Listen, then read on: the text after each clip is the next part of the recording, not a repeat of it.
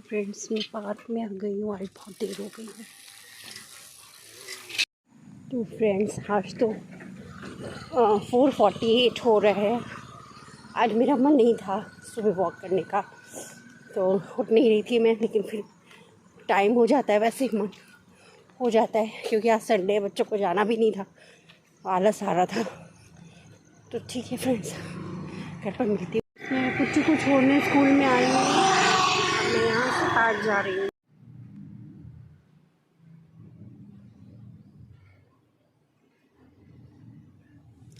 सर्वमंगल मांगल्ये शिवे सर्वासाधिके शरण्ये त्र्यंबके गौरी दुर्गे देवी नमस्तुते।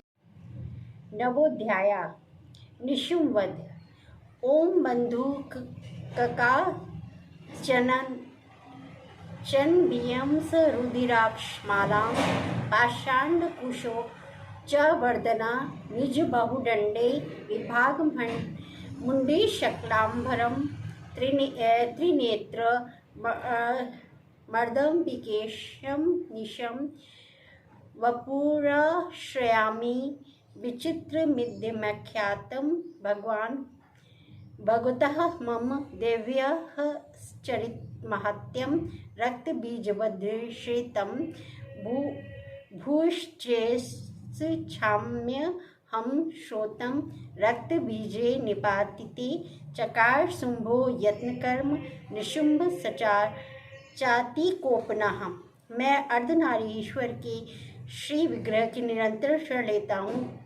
उसका वर्ण बंदूक पुष्प और सुवर्ण के समान रक्त पीत मिश्रित है। वे अपनी भुजाओं में सुंदर अक्षमाला, पाश, अंकुश और वरद मुद्रा धारण करता है। अर्धचंद्र उसका भूषण है। वह तीनों नेत्रों से सुशोभित है। राजन ने कहा, भगवान, आपने रक्तबीज के वध से संबंध रखने वाला देवी चरित का अद्भुत महात्म्य मुझे बताया है। अब रक्तबीज के मारे जाने पर अत्यंत क्रोध से भरे हुए शुंभ और निशुंभ से जो कर्म किए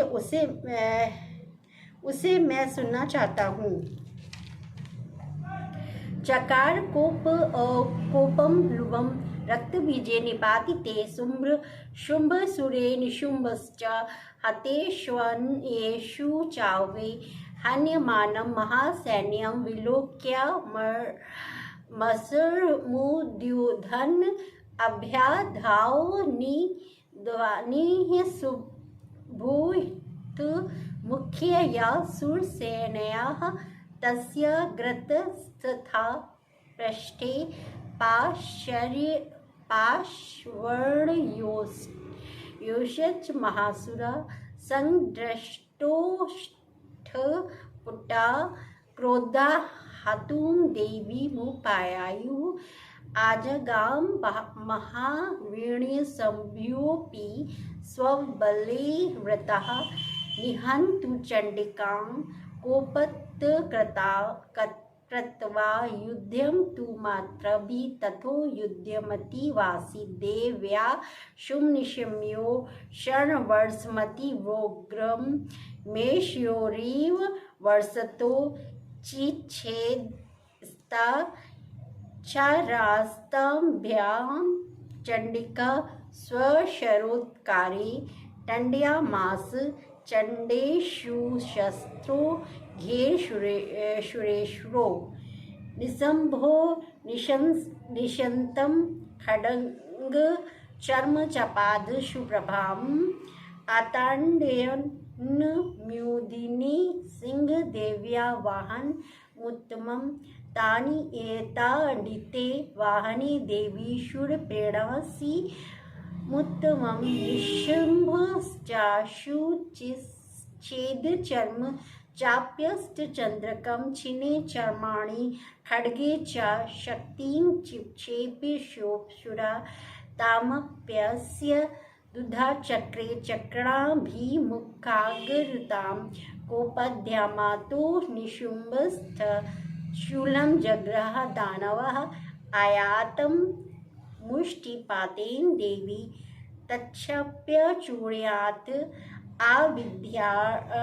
विद्यात् गदां शोपि चिक्षेप चण्डिकां प्रति सापि देव्या त्रिशूलेन भिन्ना भस्मत्वमागताः तथा परशुहस्तं तमायान्तं दैत्यपुण्डगम् अहल्यदेवी वाणोधैर्य पातयेत भूतले।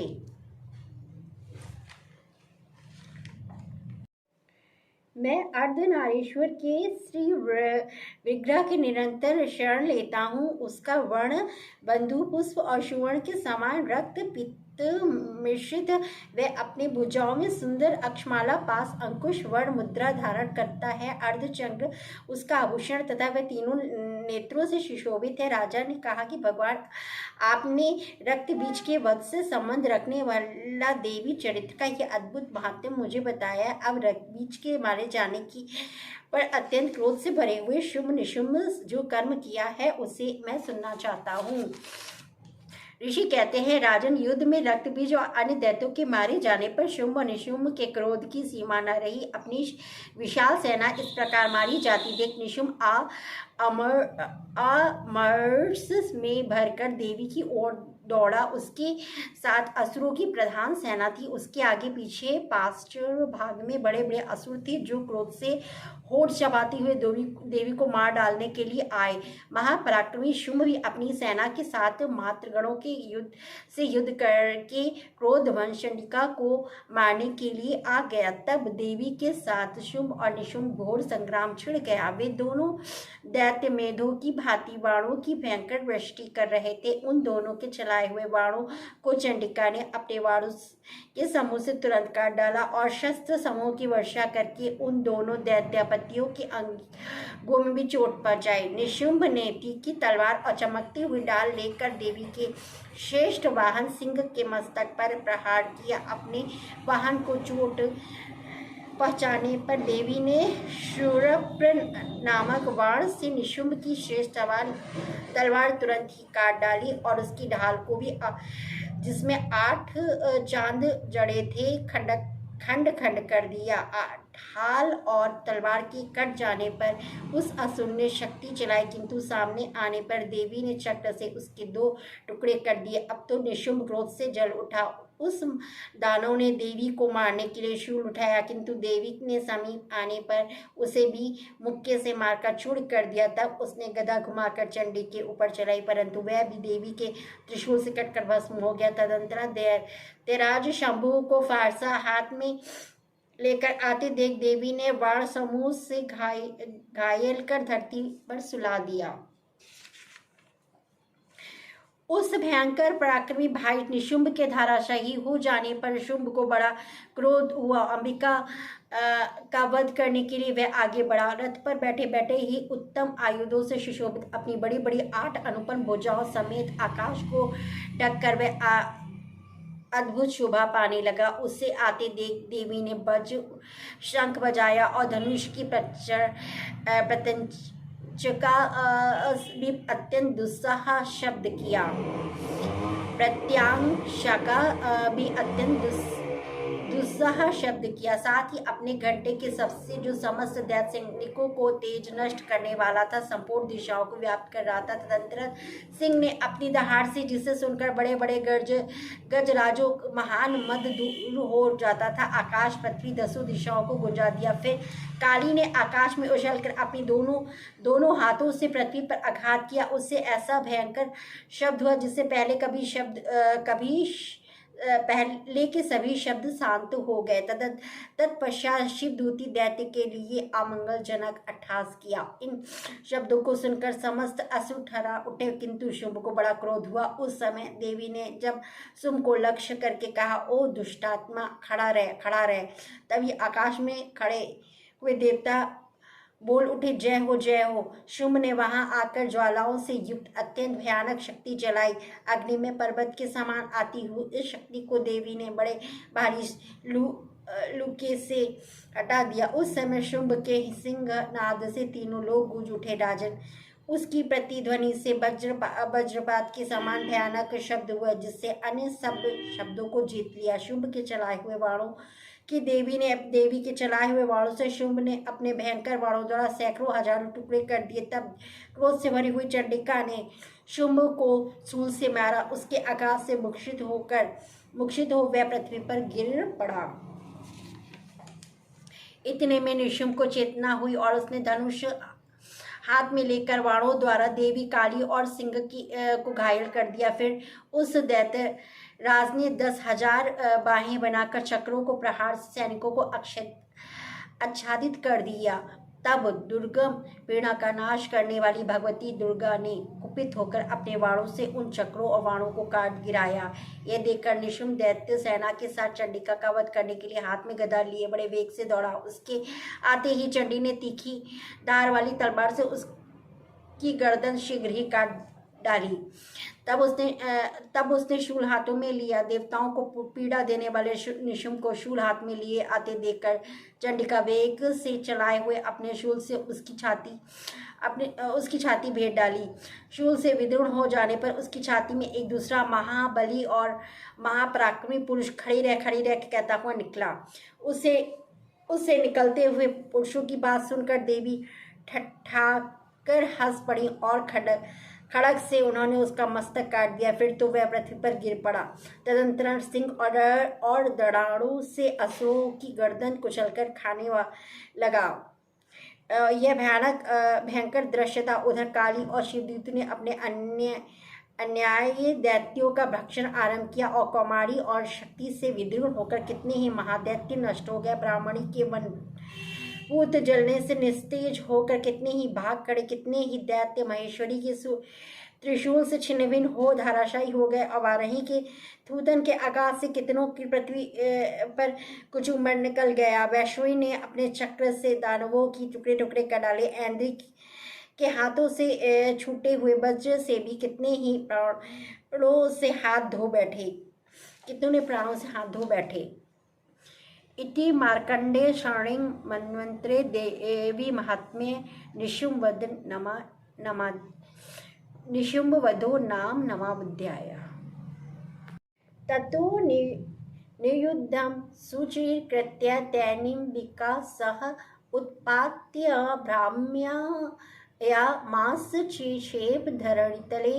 सा क्षिप्तो धरणी प्राप्त मुष्टिमुद्यम्य वेगितः अभ्यधावत्। दुष्टात्मा चण्डिकाधिनिधनेच्छया तमान्यन्तं। ततो देवी सर्वदैत्यजनेश्वरं जगत्यां पातयामास भित्त्वा शूलेन वक्षसि। सा गता सुप्तो देवी शूलग्रवीक्षता चालयन् सकलान् पृथिवी शब्दिदीपां सपवर्तां। तथा प्रसन्नमखिलं हते तस्मिन् दुरात्मानि जगत्स्वस्थमतीवां निर्मलचावन्नभा। उत्पात मेघा शैलका ये प्रागस्ते शम ययु शरितो मार्गवाहिन्यस्तथा संसत्रत पतिते। ततो देवगणा सर्वे हर्षनिर्मानसाः बभूवुनिहते। तस्मिन् गन्धर्वललितं जगु आवादस्तथैवान्ये नृनस्तुश्चाप्रोगणा बभूव पुण्यस्तथा वाता सुप्रभावबुद्धिवाकरा। जज्वलुश्च चाग्न्या शांता दिग्जिनित्यस्वना। ओम। श्री मार्कंडेय पुराण शार्विक मनोत्तरायण देवी महात्म्ये शुंभवध नाम दशोऽध्याय।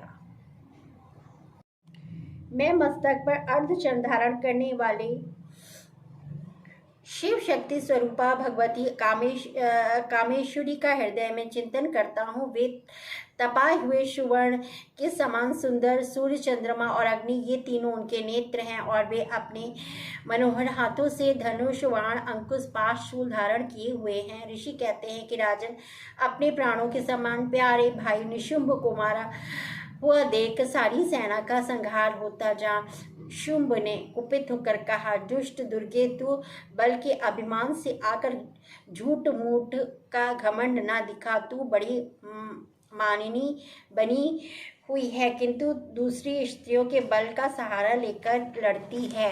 देवी बोली, अरे दुष्ट, मैं अकेली हूँ, इस संसार में मेरे सिवा दूसरा कौन है? देख, ये मेरी ही विभूतियाँ हैं, अतः मुझमें ही प्रवेश कर रही हैं। तदंतरम ब्रह्माणी आदि समस्त देवियाँ अंबिका देवी के शरीर में लीन हो गई। उस समय केवल अंबिका देवी ही रह गई। देवी बोली, मैं अपने ऐश्वर्य शक्ति से अपने रूपों से यहाँ उपस्थित हुई थी, उन सब रूपों को मैंने समेट लिया, अब अकेले ही युद्ध में खड़ी हूँ, तुम भी स्थिर हो जाओ। ऋषि कहते हैं कि तदंतरन देवी और सुम दोनों में सब देवताओं तथा दानवों के देखते देखते भयंकर युद्ध छिड़ गया। बाणों की वर्षा तथा तीखे शस्त्र और दारुण अस्त्रों के प्रहार के कारण उन दोनों का युद्ध सब लोगों के लिए बड़ा भयानक प्रतीत हुआ। उस समय अंबिका देवी ने जो सैकड़ों अस्त्र छोड़े, उन्हें दैत्यराज शुंभ ने अपने निवारक अस्त्रों द्वारा काट डाला। इसी प्रकार शुंभ ने भी जो दिव्य अस्त्र चलाए थे, उन्हें परमेश्वरी ने भयंकर हुकार शब्द से उच्चारण आदि द्वार किलबाड़ में ही नष्ट कर डाला। तब उस असुर ने सैकड़ों वालों से देवी को आच्छादित कर दिया। यह देखकर क्रोध से भरी हुई उन देवियों ने भी बाण मारकर उनका धनुष काट डाला। धनुष कट जाने पर फिर दैत्यराज शक्ति हाथ में ले, किंतु देवी के चक्र उसके हाथ की शक्ति को भी काट दिया। तत्पश्चात देवी के दैत्यों के स्वामी शुंभ ने 100 चाल वाली चमकती हुई ढाल और तलवार हाथ में ले उस समय देवी पर धावा किया। उसके आते ही चंडिका ने अपने धनुष से छोड़े हुए तीखे बाणों द्वारा उसकी सूर्य किरणों के समान उज्जवल ढाल और तलवार को तुरंत काट दिया। फिर तो उस दैत्य घोड़े सारथियों वाले दैत्यों के घोड़े और सारथी मारे गए। धनुष तो पहले ही कट चुका था, अब उसने अंबिका को मारे जाने के लिए उद्यत हो भयंकर मुदगर हाथ में लिया। उसे आते देख देवी ने अपने तीक्ष्ण बाण से उसका मुदगर भी काट डाला। इस पर भी वह आसुर मुक्का तानकर बड़े वेग से देवी की ओर झपटा। उस दैत्यराज ने देवी की छाती पर मुक्का मारा। तब उस देवी ने उसकी छाती में एक चाटा जड़ दिया। देवी को थप्पड़ खाकर दैत्यराज शुंभ पृथ्वी पर गिर पड़ा, किंतु पुनः साहसपूर्वक उठकर खड़ा हो गया। फिर वह उछलता हुआ देवी को ऊपर ले जाकर आकाश में खड़ा हो गया। तब चंडिका आकाश में भी बिना किसी आधार के शुंभ के साथ युद्ध करने लगी। उस समय दैत्य और चंडिका आकाश में एक दूसरे से लड़ने लगे। उनका यह युद्ध पहले सिद्ध और मुनियों को विस्मय में डालने वाला हुआ। फिर अंबिका ने शुंभ के साथ बहुत देर तक युद्ध करने के पश्चात उसे उठाया और घुमाया और पृथ्वी पर पटक दिया। पटके जाने पर पृथ्वी पर आने के बाद वह दुरात्मा दैत्य पुनः चंडिका का वध करने के लिए उनकी ओर बड़े वेग से दौड़ा। तब समस्त दैत्यों के राजा शुंभ को अपनी ओर आते देखकर देवी ने त्रिशूल से उसकी छाती भेदकर उसे पृथ्वी पर गिरा दिया। देवी के शूल के धार से घायल होकर उसके प्राण पखेरु उड़ गए और वह समुद्रों और द्वीपों और पर्वत सहित समूचे पृथ्वी को कपाता हुआ भूमि पर गिर पड़ा। तदंतर उस दुरात्मा के मारे जाने पर संपूर्ण जगत प्रसन्न और पूर्ण स्वस्थ हो गया और आकाश स्वच्छ दिखाई देने लगा। पहले तो उत्पात समुद्र मेघ और उल्कापात होते थे, वे भी शांत हो गए। अब उस दैत्य के मारे जाने पर नदियां भी ठीक मार्ग से बहने लगी। उस समय शुंभ की मृत्यु के बाद संपूर्ण देवताओं का हृदय हर्ष से भर गया और गंधर्व मधुर गीत गाने लगे और दूसरे गंधर्व बाजे बजाने लगे और अप्सराएं नाचने लगी। पवित्र वायु बहने लगी और सूर्य की प्रभा उत्तम हो गई। अग्निशालाओं की बुझी हुई आग अपने आप प्रज्वलित हो गई तथा संपूर्ण दिशाओं के भयंकर शब्द शांत हो गए। इस प्रकार श्री मार्कंडेय पुराण सार्वरिक वदंत्र की कथा के अंतर्गत देवी महात्म्य शुंभ वध नामक 10वां अध्याय पूरा हुआ। देवताओं द्वारा देवी की स्तुति तथा देवी द्वारा देवताओं की वरदान। ओम बालर विद्युति मिंदु किरीटाम तुंगरंग कुचा नय नत्रया युक्ताम स्मेर मुक्ति वरदांड कुश पाश भीतिकरा प्रवजे भुवनेश्वरी। ओम ऋषिवाच देव्या हते तत्र महासुरेन्द्र सुरेन्द्रयुरा वह्निपुरा गमास्ताम कात्यायनी तुष्टु बुरिष्ट लाभाद विक्राशी वस्त्र विकाशी ताश।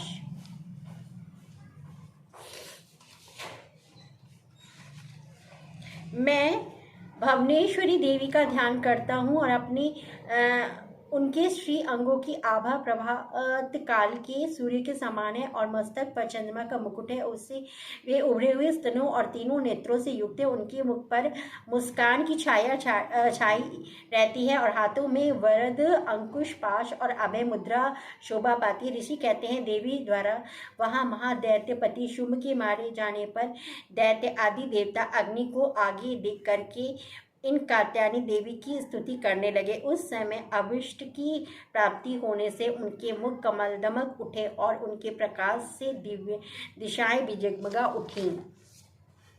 देवी प्रपन्ना हरे प्रसीद प्रसीद मात जर्ग तो खिलेश्य प्रसीद विश्वेश्वरी पाहि विश्वम त्वमीश्वरी देवी चराचरस्य आधारभूता जगत्स्वामेका वही स्वरूपेण यथा स्थितासीत् अपहा स्वरूप स्थितया त्वयेन दप्यायते कृतस्ना मन्नदज्ञवीणे त्वं वैष्णवी शक्तिरनन्तवीर्या विश्वस्य बीजं परमा सीमाया सम्मोहितं देवी समस्तमेतत् त्वं वे प्रसन्न भूमिमुक्ते हेतु विद्या समस्तवत्व देवी भेदा स्त्रिय समस्त सकलान जगस्तु। देवी बोली शरणागत की पीड़ा दूर करने वाली देवी हम पर प्रसन्न हुए। संपूर्ण जगत की माता प्रसन्न हुए। विश्वेश्वरी विश्व की रक्षा करने वाली देवी तुम्हारी चराचर जगत की आदिश्वरी हो। तुम इस जगत का एकमात्र आधार हो क्योंकि पृथ्वी रूप में तुम्हारी ही स्थिति है। देवी तुम्हारा पराक्रम अवलेखनीय है। तुम ही जल रूप में स्थित होकर संपूर्ण जगत को तृप्त करती हो। तुम अनंत बल संपन्न वैष्णवी शक्ति हो। इस विश्व की कारण भूता परामाया हो। देवी तुमने इस समस्त जगत को मोहित कर रखा है। तुम ही प्रसन्न होने पर इस पृथ्वी पर मोक्ष की प्राप्ति कराती हो। देवी संपूर्ण विद्याएं तुम्हारे ही भिन्न स्वरूप है। जगत में जितनी स्त्रियां हैं वे सब तुम्हारी ही मूर्तियां हैं। जगदम्ब एकमात्र तुम ही इस विश्व को व्याप्त कर रखा है। तुम्हारी स्तुति क्या हो सकती है। तुम तो स्तुति करने योग्य पदार्थ से परे तत्एवं परा वाणी हो। जब तुम सर्वस्वरूपा देवीश्वर और मोक्ष प्रदान करने वाली हो तब इसी रूप में तुम्हारी स्तुति हो गई। तुम्हारी स्तुति के लिए इससे अच्छी उक्तियां और क्या हो सकती हैं। बुद्धि रूप में सब लोगों के हृदय में विराजमान रहने वाली और स्वर्ग और मोक्ष प्रदान करने वाली नारायणी देवी तुम्हें नमस्कार है। कला काष्ठा आदि रूप में क्रमशः परिणाम अवस्था परिवर्तन की ओर ले जाने वाली विश्व उपरे संहार करने वाली सामर्थ्य नारायणी तुम्हें नमस्कार है। नारायणी तुम सब प्रकार का मंगल प्रदान करने वाली मंगलामयी हो। कल्याणदायिनी शिवा हो। सब पुरुषों को सिद्ध करने वाली शरणागत वत्सला तीन नेत्रों वाली गौरी हो। तुम्हें नमस्कार है। तुम सृष्टि पालन संहार की शक्तिभूता सनातनी देवी गुणों का आधार तथा सर्व गुणमयी और नारायणी तुम्हें नमस्कार है।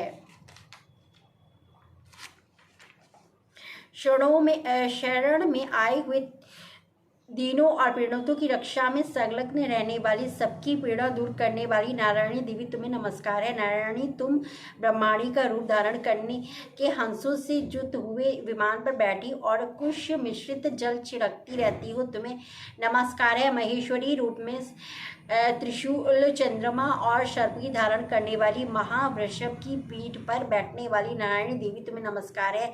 मोरों और मुर्गों से घिरे रहने वाली और महाशक्ति धारण करने वाली, कौमारी रूप धारणी निष्पापी नारायणी तुम्हें नमस्कार है। शंख, चक्र, गदा और शंख धनुष रूपा और आयु वर्गों को धारण करने वाली वैश्विक शक्ति रूपा नारायणी तुम प्रसन्न हो और तुम्हें नमस्कार है। हाथ में भयानक महाचक्र लिए रणों पर धरती को उठाए 12 रूप धारणी कल्याणी नारायणी तुम्हें नमस्कार है। भयंकर नरसिंह रूप में दैत्यों के वध के लिए अघोष करने वाली तथा त्रिभुवन की रक्षा में संलग्न रहने वाली नारायणी तुम्हें नमस्कार है।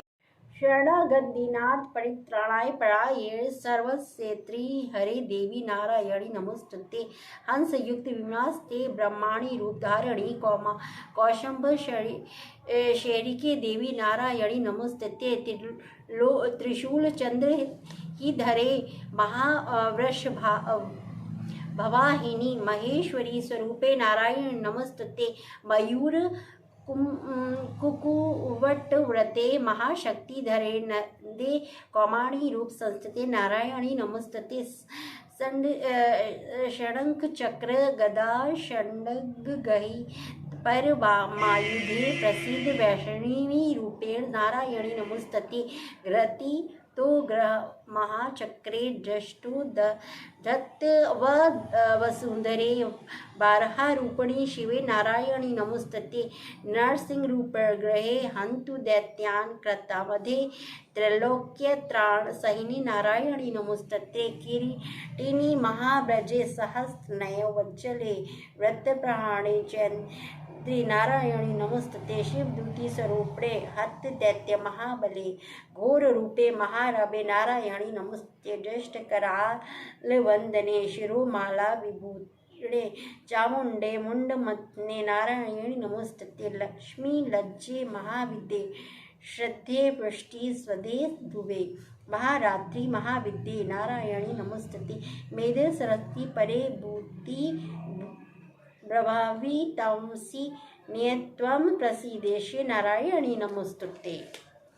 सर्वस्वरूपे सर्वे से सर्वशक्ति समन्विते भयभ्यस्त्राहिनो देवी दुर्गे देवी नमोस्तुते। एवं वंदनम सौम्य लोचनात्रयभूषितं पाशुना सर्वभीतभ्या कात्यायनी नमोस्तुते। ज्वाला कराल मत्युग्रम शेष सुर सुदनम त्रिशूलम पाशु तो भी ते भद्रकाली नमोस्तुते। हिन्यस्ति दैत्यस्ता जासी सेवनाय पूर्यस या जगत सा घंटा पातु नो देवी पापोभ्यो न सुतानेव असुराश्रवास पंडक चर्चितस्य करोज्ज्वला शुभाय खड्गो भवन्तु चंडिके त्वनता भयम्। रोगानि शेषा न पहन्ति तुष्टा रुष्टा तु कामना सकलानि भीष्टानि त्वमाश्रिताना न विप्रणाना त्वमाश्रिता हास्यान्त प्रयान्ति एतत्कृतं यत्कदं त्वयाद्धर्म द्वेष देवी महासुरां रूपरेणे कैशवर्धयात्मूर्ति कृत्वाम्बिके तत्प्रकौनिकान्या विद्यासु शास्त्रेषु विवेकदीपे स्वादेषु वाक्येषु चाका त्वदन्या ममत्वर्तेति महान्धकारे विभाग्यते तदितीव विश्वम्। रक्षसी यज्ञोग्रविश्यश्च नागा यत्याश्रोदयुबाली यंत्रदावनालो यंत्र तदाब्धि बधे तत्र स्थिता त्वं परिपाशी विश्वां विश्वेश्वरी त्वं परिपासी विश्वं विश्वामिका धारयसि विश्वां विश्वस्वन्दा भवति भवन्ति विश्वास्या ये त्वनिन् भक्ति नमा। देवी प्रसीन परिपालन नो ति भाते नित्यं यथा अवधान धुन्येव सदा पापानि सर्वजगता पाशां नयासु उत्पात पाक जनिताश्च महापसागान् प्रणताना प्रसीद त्वं देवी विश्वतिहारिणी त्रैलोक्यवासिनी मेये लोकाना वरदा भव वरददाः सुरवाणा वरं यन्मनसेक्षत तं वृणुध्वं प्रयच्छामि जगत्मुपकारकं सर्वाबाधा प्रशन्नं त्रैलोक्यस्यखिलेश्वरी एवमेव त्वं कार्यममस्य द्वैरिविनाशनं वैवस्वन्तरे पाप्ते अष्टविंशतिमे युगे शुम्भनिशुम्भश्चैवान्यावुत्तप्यस्ते एते महासुरे नन्दगोपगृहे जाता यशोदागर्भसम्भवा ततस्तो नश्यिष्यामि विन्ध्याचलनिवासिनी। ततो मां देवता स्वर्गमर्त्यलोके च मानवा स्तुवन्तो व्याहरिष्यन्ति सततरक्तदण्डिकां भूयश्च शतवार्षिक्या मनावृत्ति या मनाभिषि मुनिभिः स्तुता भयो सम्भविष्यम्योजिना तथा सत्येन नेत्राणि निशीक्षणयामि यन्मुनीन् कृतीयस्यन्ति मनुजशतशीमिति मातता ततोऽहमखिलं लोकमत्महे समुद्रवे भरिष्यामि सुरा शकिरावृष्टे प्राणधरके। शकरं इति विख्याते यदा यशम्यः भुवि तवे च व्यधिस्ता मी दुर्गमाख्य महासुरं दुर्गादेवीति विख्यात तन्मो नाम भविष्यति पुनश्चाहं यदा भीमं रूपं कृत्वा हिमाचले रक्षसि भक्षभिस्मि मुनीन् त्राणकारणात् तदा मां मुनयः सर्वे स्तोष्यन्त्यनमग्रमूर्ता भीमादेवीति विख्यातं तन्यो नाम भविष्यति यदारुणाख्यस्त्रोलोक्ये महाबाधा करिष्यति तदा ब्राह्मणरूपं कृत्वा संख्यये षट्पदं त्रैलोक्यस्य हितायार्थय वदिष्यामि महासुरम्। ब्राह्मणेचि च मां लोकांस्तदा स्तोष्यन्ति सर्वथा इत्मा यदा बाधा दानवोत्साह भविष्यति तदावन्त्यहं करिष्यामि संक्षयम्। ओम इति मार्कण्डेय पुराण शार्विक मन्वन्ते देवी महात्म्यं दैव्य स्तुति नो मैकादशोऽध्याय। देवता बोले, शरणागत की पीड़ा दूर करने वाली देवी हम पर प्रसन्न हो, संपूर्ण जगत की माता प्रसन्न हो, विश्वेश्वरी विश्व की रक्षा करने वाली देवी तुम्ही चराचर जगत की आदेश्वरी हो, तुम इस जगत को एकमात्र आधार हो, इसलिए पृथ्वी रूप में तुम्हारी ही स्थिति है। देवी तुम्हारा पराक्रम उल्लेखनीय है, तुम्हारी जल रूप में स्थित होकर संपूर्ण जगत को वितृप्त करती हो, तुम अनंत बल संपन्न वैष्णवी शक्ति हो, इस विश्व की कारणभूत परा माया देवी तुमने इस जगत को मोहित कर रखा है, तुम ही प्रसन्न होकर इस पृथ्वी पर मोक्ष की प्राप्ति करती हो। देवी संपूर्ण विद्याएं तुम्हारी ही भिन्न भिन्न स्वरूप है, जगत में जितनी स्त्रियां वे सब तुम्हारी ही मूर्तियां हैं। जगदम्ब एक मात्र तुमने ही इस विश्व को व्याप्त कर रखा है, तुम्हारी स्तुति क्या हो सकती है। तुम तो स्तुवन करने योग्य पदार्थों से परे और परावाणी हो। जब तुम सर्वस्वरूपा देवी स्वर्ण और तथा मोक्ष प्रदान करने वाली, तब इसी रूप में तुम्हारी स्थिति हो। तुम्हारी स्तुति के लिए इससे अच्छी उक्तियाँ और क्या हो सकती हैं। बुद्धि रूप में सब लोगों के हृदय में विराजमान रहने वाली, स्वर्ग और मोक्ष प्रदान करने वाली नारायणी, तुम्हें नमस्कार है। कला काष्ठा आदि के रूप में क्रमशः परिणाम अवस्था की ओर ले जाने वाली तथा विश्व का उपसंहार करने वाली समर्थ नारायणी तुम्हें नमस्कार। नारायणी तुम सब प्रकार का मंगल प्रदान करने वाली मंगलमयी हो, कल्याण दायिनी शिवा हो, सब पुरुषों की सिद्ध दे करने वाली शरणागत वत्सला, तीनों नेत्रों वाली गौरी हो, तुम्हें नमस्कार। तुम षष्ठी पालक संहार की शक्ति रूपा सनातनी देवी, गुणों का आधार तथा सर्व गुणमयी तथा नारायणी तुम्हें नमस्कार है। शरण में आए हुए दीनों और प्राणियों की रक्षा में संलग्न रहने वाली, सबकी पीड़ा दूर करने वाली नारायणी तुम्हें नमस्कार है। नारायणी तुम ब्राह्मणी का रूप करके हंसों से जुटे हुए विमान पर बैठी और कुश मिश्रित जल छिड़कती रहती हो, तुम्हें नमस्कार है। महेश्वरी त्रिशूल चंद्रमा एवं सर्प की धारण करने वाली, महान वृषभ की पीठ पर बैठने वाली नारायणी तुम्हें नमस्कार है। मोरों और मुगों से घिरी रहने वाली महाशक्ति नमस्कार। कौमारी रूप धारण निष्पत्ति नारायणी तुम्हें नमस्कार है। शंकर चक्र गदा और धनुष आयुषों को धारण करने वाली देवी शक्ति रूपा तुम्हें नमस्कार है। तुम्हें हाथ में भयानक महाचक्र लिए हुए डाड़ों पर धरती को उठाए रही रूप धारणी कल्याणी तुम्हें नमस्कार है। भयंकर नरसिंह रूप से दैत्यों को वध के लिए उद्योग करने वाली तथा त्रिभुवन की रक्षा में संलग्न रहने वाली नारायणी तुम्हें नमस्कार है। देवी तुम प्रसन्न होकर सब रोगों को नष्ट कर देती हो, कुपित होने पर मनोवांछित सभी कामनाओं का नाश कर देती हो। जो लोग तुम्हारी शरण में जा चुके हैं उन सब पर विपत्ति तो आती ही नहीं। तुम्हारी शरण में गए हुए मनुष्य दूसरों को शरण देने वाले हो जाते। देवी अंबिके तुम अपने स्वरूप को अनेकों भागों से विभक्त करके नाना प्रकार के रूपों से जो इस समय इन धर्मद्रोही महादैत्यों का संहार किया है, वह सब दूसरी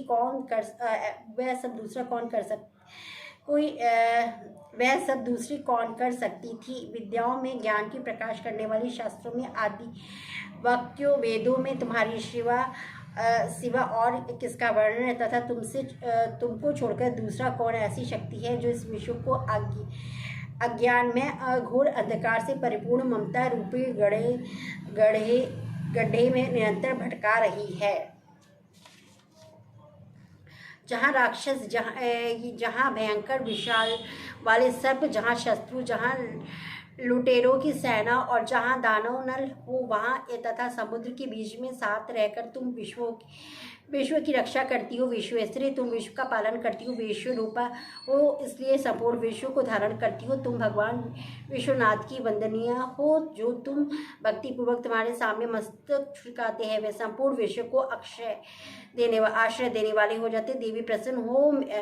जैसे इस प्रकार असुरों का व्रत करके तुमने शीघ्र ही हमारी रक्षा की है, उसी प्रकार सदा हमें शत्रु को भय से बचाओ। संपूर्ण जगत का पाप नष्ट कर दो और उत्पात और पापों को फलस्वरूप प्राप्त होने वाले महामारी और आदि बड़े बड़े उपद्रवों को शीघ्र दूर करो।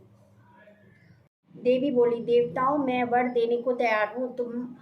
तुम्हारे मन में जिसकी इच्छा हो वह वर मांग लो। संसार के लिए उस उपकारक वर को मैं अवश्य दूंगी। देवता बोले, सर्वेश्वरी तुम इसी प्रकार तीनों लोगों की समस्त बाधाओं को शांत करो और हमारे शत्रुओं का नाश करती रहो।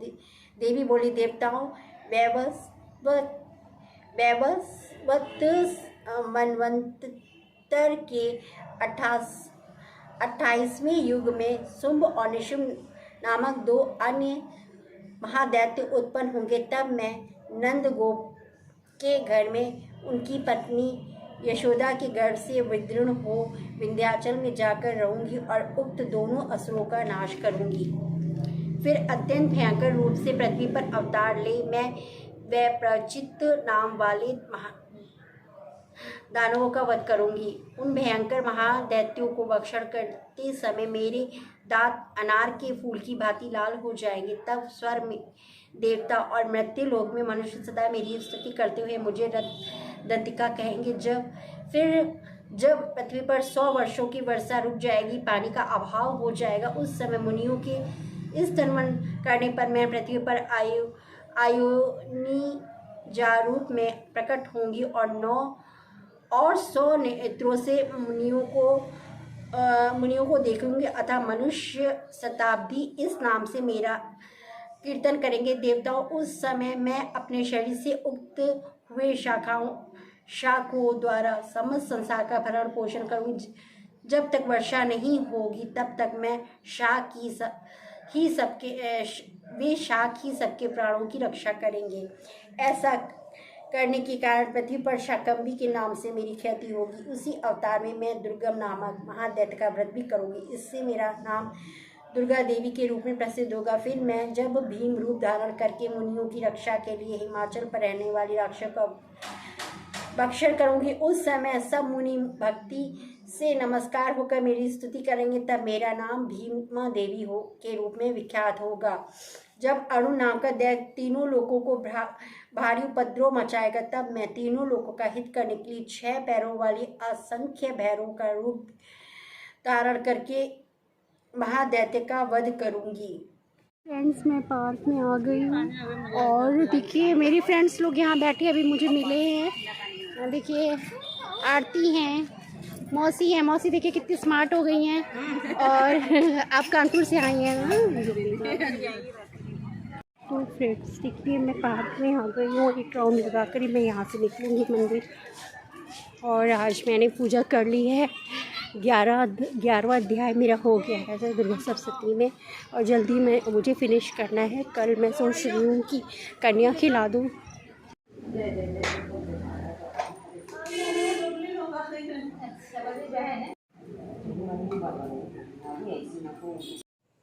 ओम विद्युत समाप्रभा मृगपति स्कंद स्थिता भीषणां कन्या भीकर बाल केट विलासद्य ताभिरा सेवितां हस्तस्य चक्र गदा शिखे विश्वखा चाप गुणम तर्जनी विभग्रमन लाब्धिकां शशिधरा दुर्गा त्रिनेत्र भजे एभिस्तवैशस्मा नित्यं स्तूयते सा समाहितं तस्यान् सकलान् बाधा नाशयिष्याम्य संशयाम्।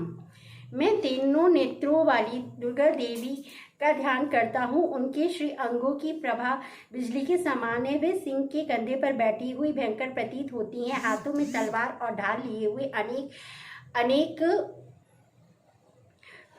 अनेक कन्याएं उनकी सेवा में खड़ी हैं। वे अपनी हाथों में चक्र गदा तलवार ढाल बाण धनुष पाश और तर्जनी मुद्रा धारण किए हुए हैं। उनका स्वरूप अग्निमय है तथा वे माथे पर चंद्रमा का मुकुट धारण करती हैं। देवी बोली, देवताओं जो एकाग्रचित होकर प्रतिदिन इस स्तुति से मेरा स्तनवन करेगा, उसकी सारी बाधाएं मैं निश्चित ही दूर कर दूंगी।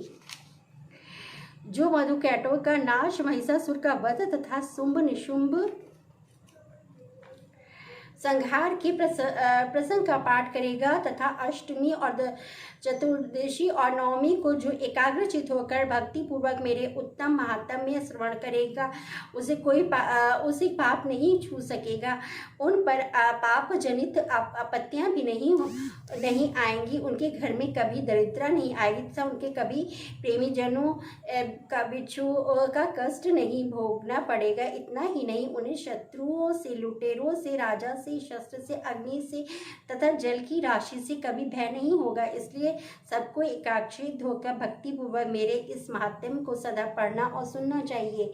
यह परम कल्याण कारक है। मेरा महात्म्य महामारी जनित समस्त उपद्रवों तथा आध्यात्मिक आदि तीनों प्रकार के उत्पादों को शांत करने वाला है। मेरे जिन मंदिरों में प्रतिदिन विधि पूर्वक मेरे तथा इस महात्म्य पाठ किया जाता है, उस स्थान में को मैं कभी नहीं छोड़ती। वहाँ सदा ही मेरी सन्निधान बना रहता है। बलिदान, पूजा, होम और महोत्सव के अवसरों पर मेरे इस चरित्र का पूरा पाठ और श्रवण करना चाहिए। ऐसा करने से मनुष्य विधि को जानकर या बिना जाने भी मेरे लिए जो बलि, पूजा और होम आदि करेगा, उसे मैं बड़ी प्रसन्नता के साथ ग्रहण करूँगी।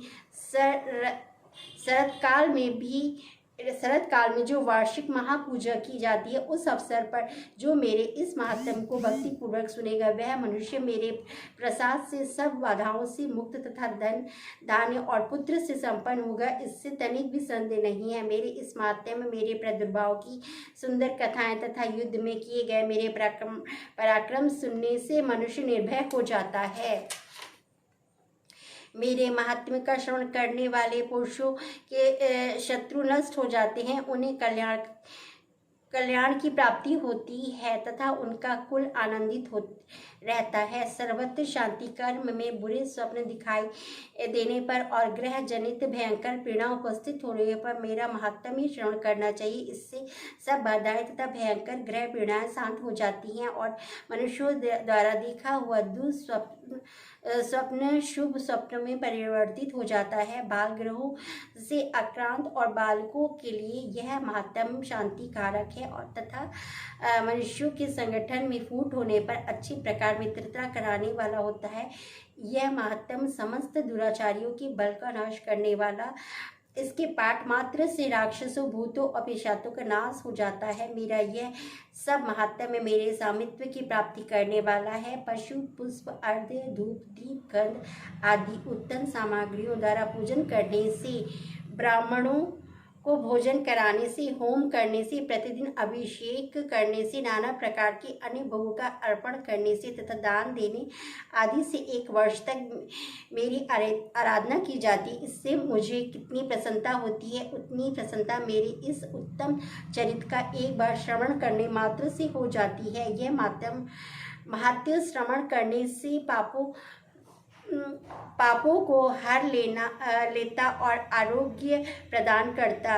मेरे प्रादुर्भाव और कीर्तन समस्त भूतों से रक्षा करता और मेरे युद्ध विषयक चरित्र दुष्ट दैत्यों को संहार करने वाला है। इसके श्रवण करने से मनुष्यों को शत्रु भय नहीं रहता। देवताओं तुमने और ब्राह्मणों और ब्रह्मर्षियों ने मेरी स्तुति की है तथा ब्रह्मा जी ने जो स्तुति की है वे सभी कल्याणकारी बुद्धि प्रदान करती हैं। वन में सूने मार्ग अथवा दावानल से घिरे जाने पर, निर्जन स्थान से लुटेरे के दाव से पड़ जाने पर या शत्रुओं से पकड़े जाने पर अथवा जंगल में सिंह व्याघ्र और जंगली हाथियों के पीछा करने से, कुपित राजा के आदेश से वध तथा बंधन के स्थान से ले जाने पर अथवा महासागर में नाव पर बैठने की बाद सारी तूफानों से नाव के डगमग होने पर तथा अत्यंत भयंकर युद्ध में शास्त्रों का प्रहार होने पर अथवा वेदना से पीड़ित होने की बहुना सभी भयानक बाधाओं के उपस्थित होने पर जो मेरे इस चरित्र का स्मरण करता है वह मनुष्य संकट से मुक्त हो जाता है। मेरे प्रभाव से सिंह आदि हिंसक जंतु नष्ट हो जाते हैं और लुटेरे और शत्रु भी मेरे चरित्र का स्मरण करने वाले पुरुष से दूर भागते हैं। ऋषि कहते हैं, यूँ कहकर प्रचंड पराक्रम वाली भगवती चंडिका सब देवताओं के देखते देखते वहीं अंतर्धान हो गई। फिर समस्त देवता और शत्रु के मारे जाने निर्भय हो परलोकियों की भांति यज्ञ भाग का उपभोग करते हुए अपने अपने अधिकार पालन करने लगी। संसार का विध्वंस करने वाले महाभयंकर अतुल पराक्रमी देव शत्रु शुंभ तथा महाबली निशुंभ के युद्ध में देवी द्वारा मारे जाने पर शेष दैत्य पाताल लोक में चले आए। राजन, इस प्रकार भगवती अंबिका देवी नित्य होती हुई भी पुनः पुनः प्रकट होकर जगत की रक्षा करती हैं। वे ही इस विश्व को मोहित करती हैं, वे ही जगत को जन्म देती हैं, वे ही प्रार्थना करने पर संतुष्ट हो विज्ञान और समृद्धि प्रदान करती हैं। राजन, महाप्रलय के समय महामारी का स्वरूप धारण करने वाली वे महाकाली ही इस समय ब्रह्मांड में व्याप्त है। वे ही समय पर महामारी होती है, वे ही स्वयं अजन्मा होती हैं और होते हुए भी षष्ठी के रूप में प्रकट होती हैं। वे सनातनी देवी ही समय अनुसार संपूर्ण भूतों की रक्षा करती हैं। मनुष्यों की अभ्युदय के समय वे ही घर में लक्ष्मी रूप में स्थित हो उन्नति प्रदान करती हैं और वे ही अभाव के समय दरिद्रता बनकर विनाश का कारण होती हैं। श्री मार्कंडेय पुराण सार्विक मनोत्र देवोत्तम फल स्तुति नाम द्वादशाध्याय। पुष्प धूप गंध आदि के पूजन करके उनकी स्तुति करने पर वे धन पुत्र धार्मिक बुद्धि और उत्तम गति प्रदान करती हैं। इस प्रकार श्री मार्कंडेय पुराण के सार्विक मनोत्तर की कथा के अंतर्गत देव महात्म्य फलस्तुति नामक 12वां अध्याय पूरा हुआ। त्रयोदश अध्याय सूरत और वैश्व को देवी का वरदान। जो उदय काल के सूर्यमंडल सी क्रांति धारण करने वाली, जिनके 4 भुजाएं और 3 नेत्र और जो अपने हाथों में 5 अंकुश वर एवं अभय की मुद्रा धारण किए रहती हैं, उन शिवा देवी को मैं ध्यान करता हूँ। ऋषि कहते हैं, राजन, इस प्रकार मैंने तुमसे देवी के उत्तम महत्व का वर्णन किया है, तो इस जगत को धारण करती हैं उन देवी का ऐसा ही प्रभाव है। वे ही विद्या ज्ञान उत्पन्न करती हैं। भगवान विष्णु की माया स्वरूपा और भगवती द्वारा ही तुम ये वैश्य और अन्यान्य विवेकी जन मोहित होते हो, मोहित हुए हो तथा आगे भी मोहित होगे। महाराज, तुम उन्हीं परमेश्वरी की शरण में जाओ। आराधना करने पर वे ही मनुष्यों को भोग, स्वर्ग और मोक्ष प्रदान करती हैं। मार्कंडेय जी कहते हैं कि कोष्ठी जी मेधा मुनि के ये वचन सुनकर राजा सूरत ने उत्तम व्रत का पालन करने वाली और महाभाग महर्षि को प्रणाम किया। वे अत्यंत ममता और राज्य प्रहरण से बहुत खिन्न हो चुके थे। महामुनि इसलिए विरक्त होकर वे राजा तथा वैश्य तत्काल तपस्या को चले गए और वे जगदम्बा के दर्शन के लिए नदी के तट पर रहकर तपस्या करने लगे। वे वैश्य उत्तम देवी युक्त का जाप करते हुए तपस्या में प्रवृत्त हुए। वे दोनों नदी के तट पर देवी की मिट्टी की मूर्ति बनाकर पुष्प, धूप और हवन आदि के द्वारा उनकी आराधना करने लगे। उन्होंने पहले तो आहार को धीरे धीरे कम किया, फिर बिल्कुल निराहार रहकर देवी में ही मन लगाए एकाग्रता पूर्वक उनका चिंतन आरंभ किया। वे दोनों अपने शरीर के रक्त से प्रोक्षित बलि देते हुए लगातार 3 वर्ष तक संयम पूर्वक आराधना करते रहे। इस पर प्रसन्न होकर जगत की धारण करने वाली चंडिका देवी प्रत्यक्ष दर्शन देकर कहा।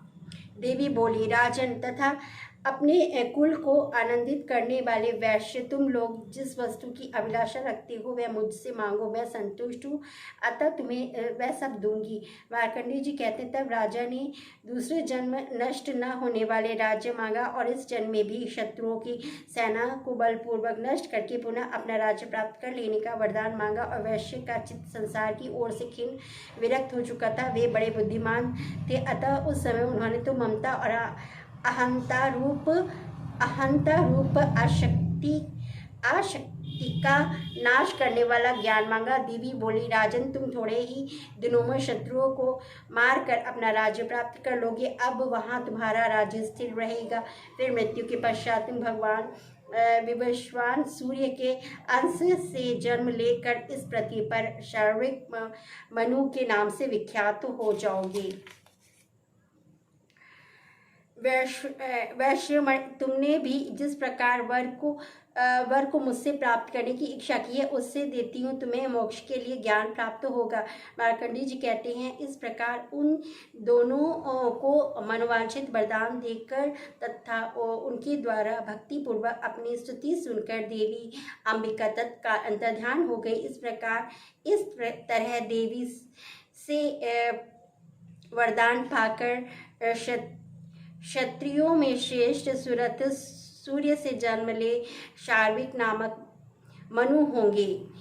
इस प्रकार श्री मार्कंडेय पुराण के सार्विक मनवंतर की कथा के अंतर्गत देवी महात्म्य में सूरत और वैश्य को वरदान नामक 13वां अध्याय पूरा हुआ। टू फ्रेंड्स, मैंने इस तरीके से हिंदी में आप लोगों को जल्दी जल्दी सुना दी क्योंकि संस्कृत में टाइम लगता, और कल मैं जो है कन्या को खिलाऊंगी और इस तरीके से मेरा दुर्गा सप्तशती का पाठ कल मेरा ख़त्म कर लूँगी, क्षमा प्रार्थना करके। और इस तरीके से मेरा दुर्गा सप्तशती पाठ हुआ है और मुझे लग रहा है कि आप लोगों को भी अच्छा लगा होगा और आप लोगों को भी श्रद्धा आई होगी। उनके लिए है जो नहीं पढ़े हैं, जो दुर्गा सप्तशती संस्कृत में नहीं पढ़ पाते हैं, उनके लिए भी है। और जो मतलब पढ़ रहे हैं वो लोग भी ध्यान लगा के और श्रद्धापूर्वक सुने और मेरा वीडियो देखते हैं। और इसमें कोई आडंबर या टिटम्बर नहीं है, जितना मुझे श्रद्धा थी वो मैं आप लोगों को सुना रही हूँ। और कुछ गलती हो तो मुझे माफ़ करिएगा, माँ भी मुझे माफ़ करें। तो फ्रेंड्स फिर अब कल बाकी आखिरी लास्ट जो है दुर्गा सप्तशती खत्म करूँगी मैं और कल ही मैं हवन करूँगी।